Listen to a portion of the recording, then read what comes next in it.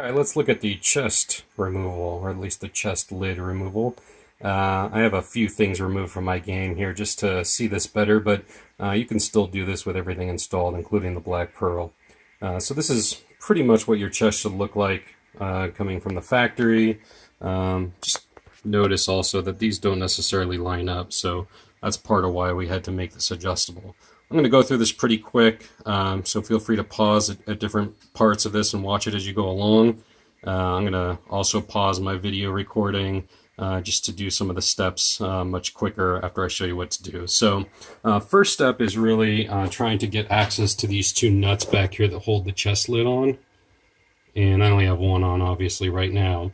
And generally what's in the way is this little servo here, or this little magnet, and you just sort of need to move that out of the way.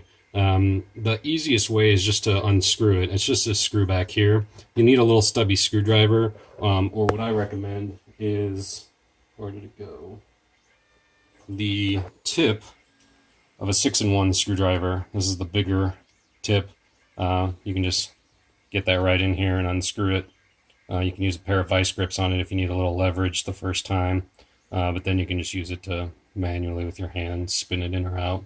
So you're going to take that screw out, and behind that screw, in between the servo and this plate, will be a little brass washer. So just be aware when you take it out, what usually will just happen is either it will stick to the light colored servo plate that's going to move with it, or it will slide down and fall under the plastic here. So you'll have to retrieve it.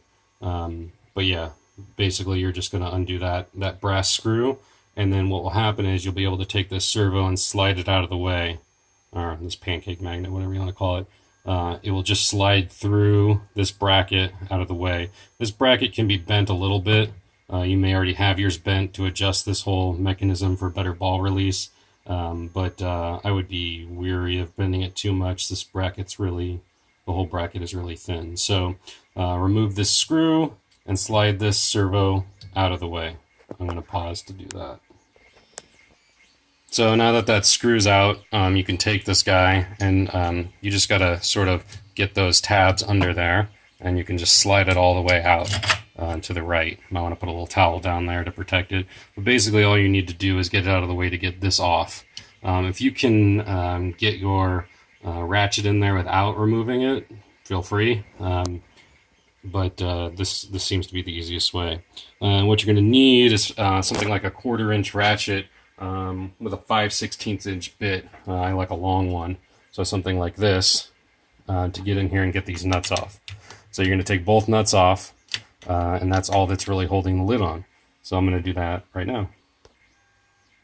So try not to loosen the nuts all the way, just till they get to the end of the threaded rod so you can spin them off by hand and not lose them. And then when you've taken both of those off, of course, I just dropped it, then the lid just slides right off. It just comes right off those posts, and that's it. So take your lid off, and then we're going to go install the top plate. And that's all for the chest lid removal.